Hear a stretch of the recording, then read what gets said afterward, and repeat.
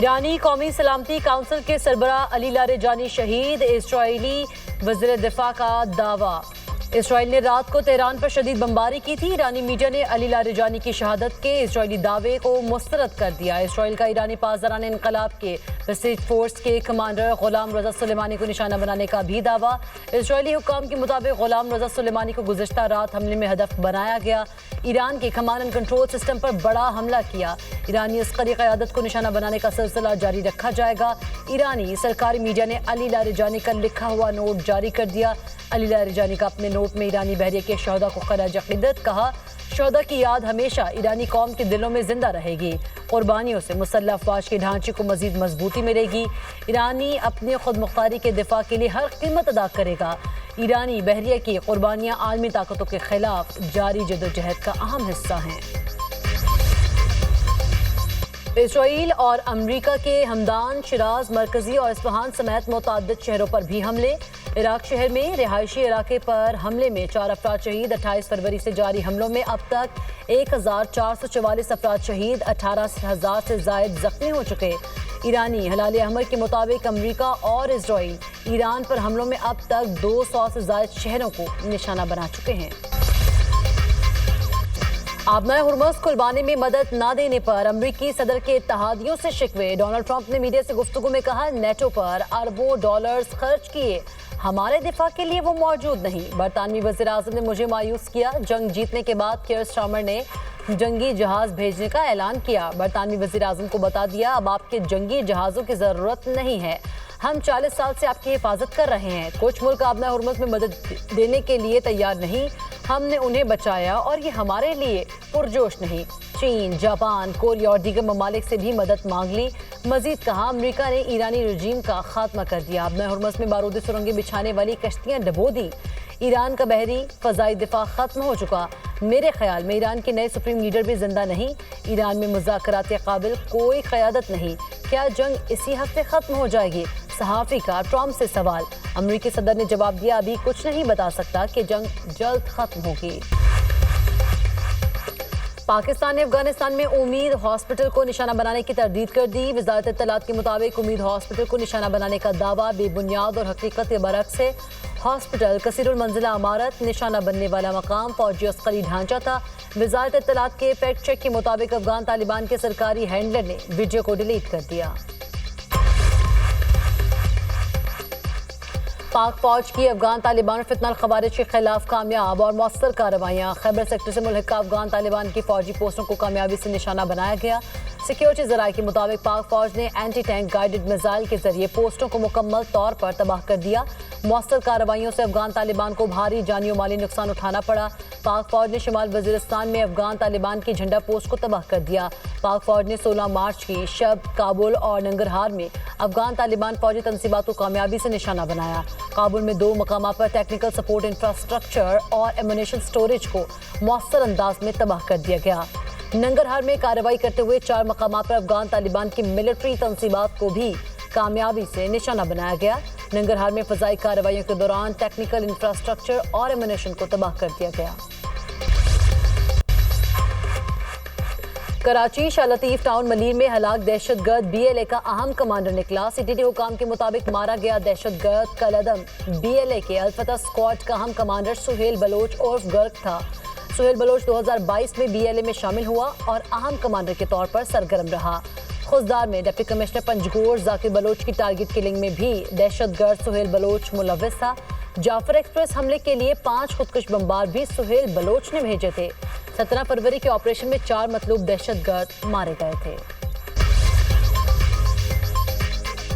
ایران کے خلاف جنگ میں ٹرمپ تنہا، اتحادیوں کا صاف انکار۔ برطانیہ کے بعد نیٹو اور دیگر دوستوں نے بھی آبنائے ہرمز کھولنے کے لیے فوری بحری جہاز بھیجنے سے انکار کر دیا۔ برطانوی وزیر اعظم نے بھی امریکی صدر کو نہ کر دی۔ کیئر سٹارمر نے کہا، آبنائے ہرمز کو کھولنا آسان نہیں، ہمیں بڑی جنگ میں نہ دھکیلا جائے، ایران کے خلاف جنگ کا حصہ نہیں بنیں گے۔ جاپانی وزیر اعظم نے کہا، ٹوکیو آبنائے ہرمز میں آئل ٹینکرز کی حفاظت کے لیے بحری جہاز بھیجنے کا ارادہ نہیں رکھتا۔ جرمنی، یونان اور آسٹریلیا نے بھی صدر ٹرمپ کو لال جھنڈی دکھا دی۔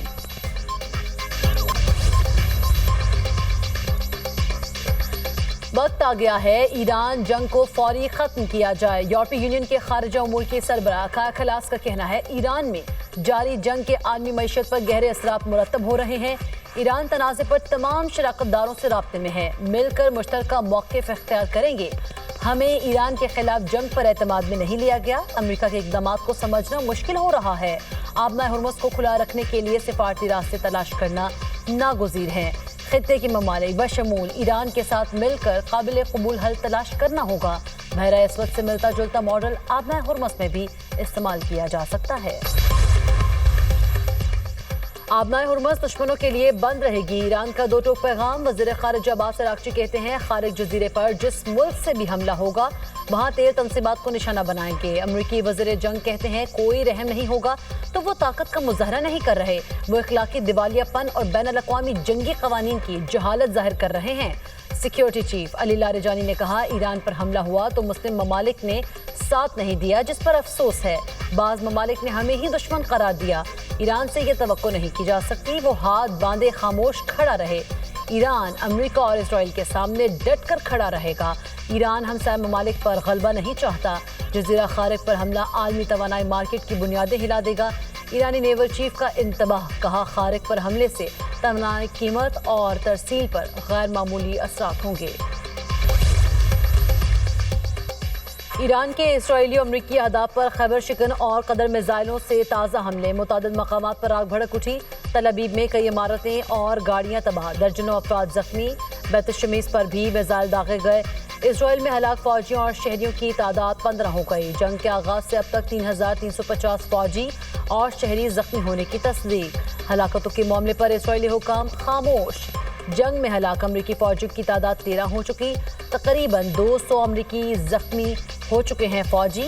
امریکی مرکزی کمان کے مطابق 10 فوجیوں کی حالت تشویشناک ہے۔ اسرائیلی فوج کا جنوبی لبنان میں زمینی آپریشن، حزب اللہ سے جھڑپیں، مزاحمتی تنظیم نے قریات شمونہ میں راکٹ اور ڈرون سے حملے کیے۔ کینیڈا، فرانس، جرمنی، اٹلی اور برطانیہ کا لبنان میں اسرائیلی حملوں پر تشویش کا اظہار۔ مشرقی وسطی میں امریکی تنصیبات ایران کے نشانے پر، عراق میں امریکی سفارت خانے پر حملہ، آگ بھڑک اٹھی۔ عراقی علاقے القائم میں حملے، 8 افراد جاں بحق، 7 زخمی۔ ابوظہبی میں میزائل کا ملبہ گرنے سے ایک شخص لقمہ اجل بن گیا۔ ادھر ابوظہبی آئل فیلڈ پر حملے کے بعد لگی آگ پر قابو پا لیا گیا۔ قطری دارالحکومت دوحہ میں متعدد دھماکے، میزائل کا ملبہ گرنے سے انڈسٹریل زون میں آگ لگ گئی، کوئی جانی نقصان نہیں ہوا۔ قطر کے العدید ایئر بیس پر بھی میزائل حملے، سعودی وزارت دفاع کا کہنا ہے کہ مملکت کے مشرقی علاقوں میں 12 ڈرونز کو تباہ کیا۔ وزیر اعظم کی زیر صدارت ایندھن کی بچت اور کفایت شعاری کے اقدامات کے نفاذ پر جائزہ اجلاس، بچت کے اقدامات پر عمل درآمد سے آگاہ کیا گیا۔ بریفنگ میں کہا گیا کہ تمام صورتحال کی نگرانی کی جا رہی ہے، پیٹرولیم مصنوعات کا ریکارڈ رکھا جا رہا ہے تاکہ کسی قسم کی بے قاعدگی کی فوری طور پر نشاندہی ہو سکے۔ سرکاری محکموں کی تیل کی کٹوتی کے مثبت نتائج سامنے آ رہے ہیں۔